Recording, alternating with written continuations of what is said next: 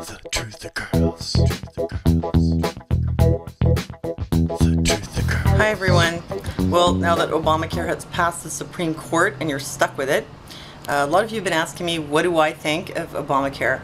Well, obviously it's a bill that favors the interests of corporations, namely insurance companies. What it basically amounts to is making people buy health insurance. And will some people benefit from the bill? Yes, some people will. People who are very poor, but mostly it's going to tap out the middle class. You're going to have to pay as much as 8% of your income to insurance, health insurance. That's a lot.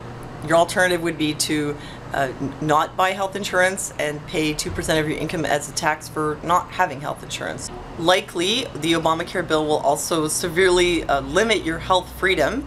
Here's one worst case scenario outlined by Mike Adams on Natural News in his article, Obamacare, the Great Swindle, where he says that this bill could lead to things like mandatory vaccinations for adults, which is possible because they're going to be making you buy insurance, which will have certain stipulations, which could include things like that you have to get vaccinated. I actually did a video in 2010 about some of the specific things that are in the bill, Obamacare hidden goodies, and there's lots of stuff in the bill that shows that this is really not about just making healthcare accessible to everyone. It's about having more control over you and limiting your health freedom. If you want to know the facts about how much this is going to cost you, you could go to the Obamacare website where they will talk to you about the cost of Obamacare. And they say down here that the Obamacare healthcare plan will cost the average American around $70.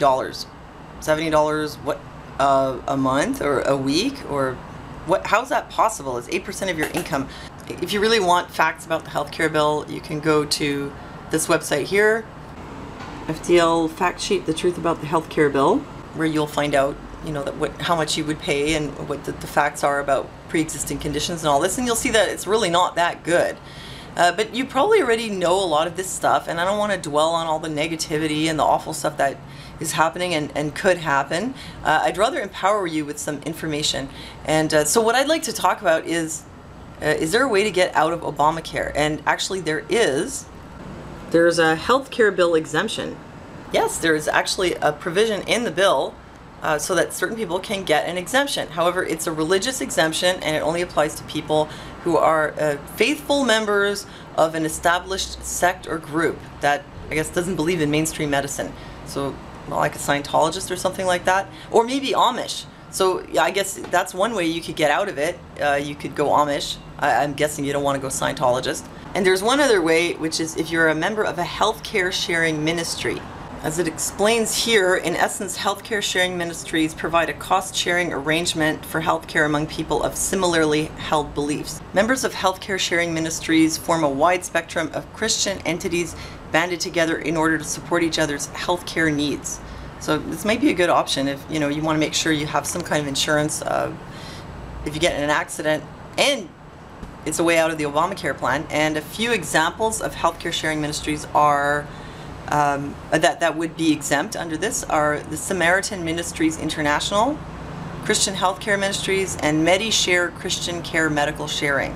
So as it says here on Wikipedia, the Obamacare Act requires individuals not covered by employer or government-sponsored insurance plans to maintain minimal essential health insurance coverage or pay a penalty. So that says right there, all it is making you buy health insurance.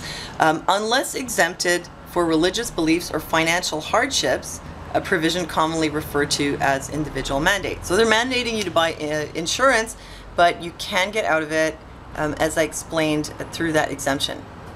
So I hope this is helpful to you. Let me know what you think, and thanks for listening to me, and I'll see you next time.